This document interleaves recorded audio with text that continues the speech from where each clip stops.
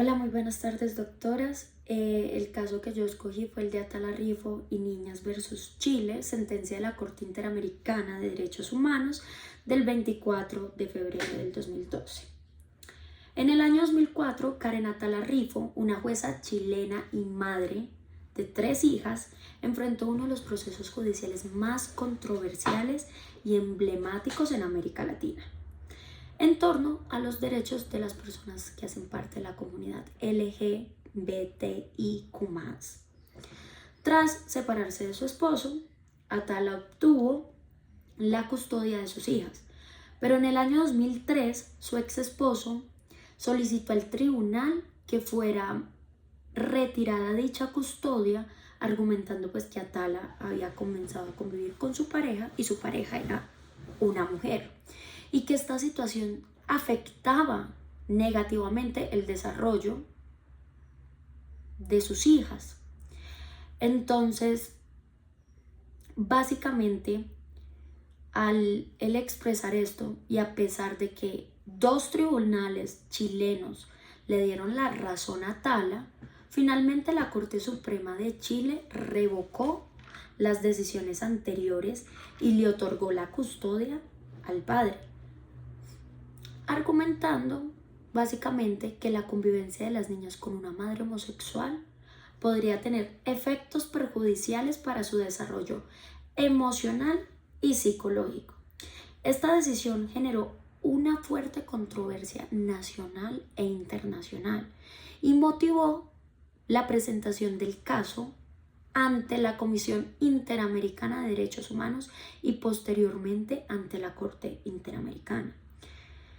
La narrativa mediática en torno al caso estuvo profundamente influida por los perjuicios sociales existentes en Chile en aquella época. En 2004, la homosexualidad no era penalizada en el país, pero los estigmas eran tan fuertes, especialmente en torno a la crianza por parte de personas que hacían parte de la comunidad LGBTIQ+. Atala tuvo que enfrentar una fuerte presión pública y su vida personal fue expuesta y criticada incluso desde sectores institucionales conservadores. Organizaciones como el Movimiento de Integración y Liberación Homosexual respaldaron públicamente a Atala, mientras que sectores más tradicionales sostenían que el interés superior de las niñas justificaba la decisión de alejarlas del entorno de su madre. Bueno, desde el punto de vista jurídico, el caso Atala Rifo se convirtió en un emblema para el análisis de la discriminación por orientación sexual, el principio de igualdad y el derecho a formar una familia, todos ellos profundamente conectados con las categorías trabajadas en la materia durante todo el semestre: género y orientación sexual, herramientas para la protección de derechos humanos y desarrollo jurisprudencial sobre violencia basada en género. La decisión de la Corte Suprema chilena, aunque presentada bajo la lógica del interés superior del menor, en realidad se apoyó en estereotipos y perjuicios contra la orientación sexual de la madre. Esta es una forma encubierta de violencia institucional basada en género y sexualidad. En la medida en que se invisibiliza el derecho de las mujeres lesbianas a ejercer la maternidad sin ser penalizadas por su orientación sexual. En este sentido, la Corte Interamericana de Derechos Humanos analizó el caso con base en el principio de igualdad y no discriminación. Estableció en el artículo 24 de la Convención Americana sobre Derechos Humanos, este establecido básicamente consideró la violación del derecho a la vida privada y familiar, también postulado en el artículo 11, el derecho de protección a la familia, que está en el artículo 17, el derecho a las garantías judiciales y protección judicial, que están en los artículos 8 y 25.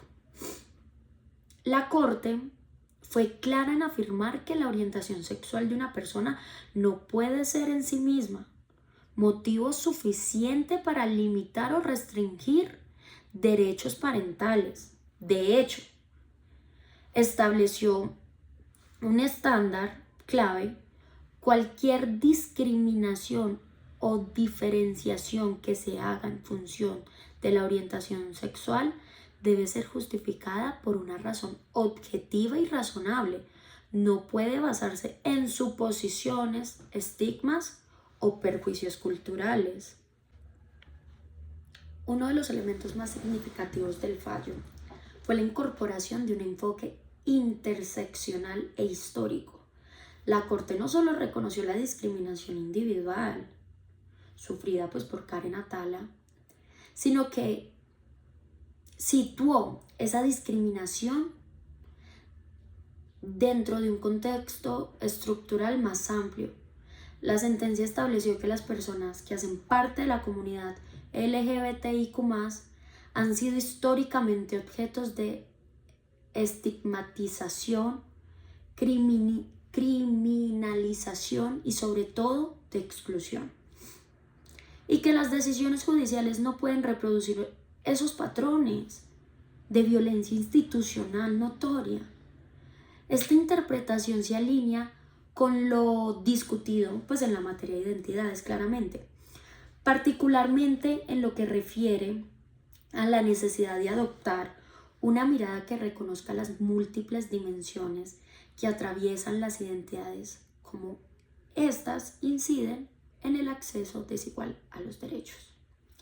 En términos de reparación, la Corte ordenó al Estado chileno, entre otras medidas, realizar un acto público de reconocimiento de responsabilidad internacional, implementar programas de formación para operadores de justicia en materia de derechos de personas que hagan parte de la comunidad y adicionalmente pagar una indemnización por daño material e inmaterial.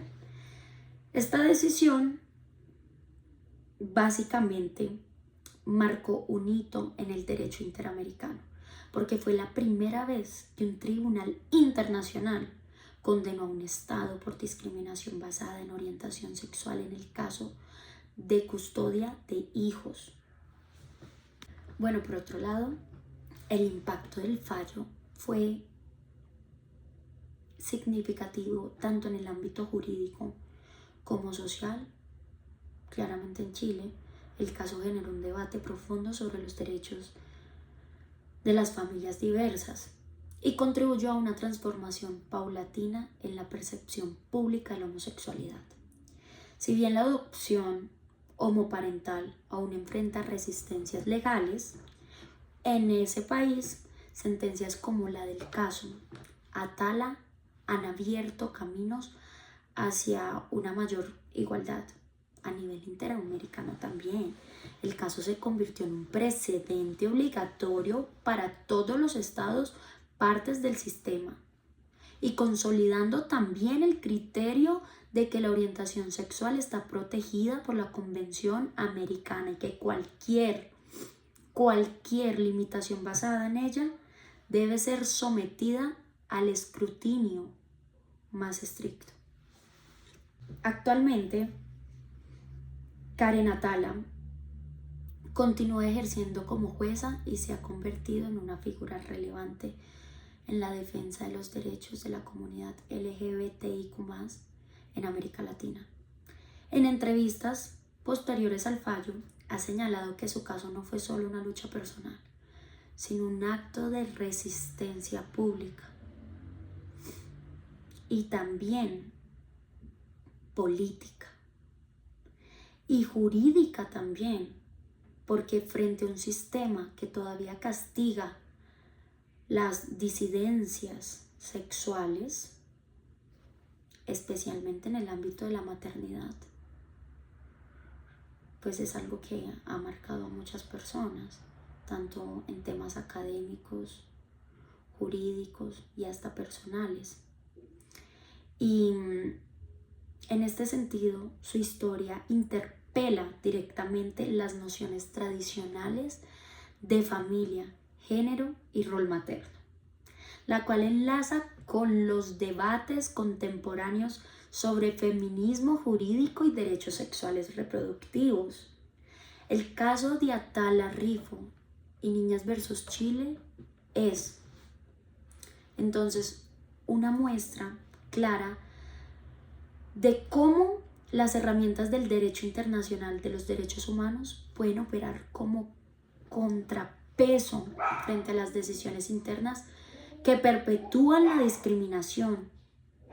También es una advertencia, claramente está, sobre los límites del poder, y no solamente sobre los límites del poder judicial nacional, cuando se basa en valores culturales conservadores que atentan contra principios fundamentales como la igualdad y la dignidad humana.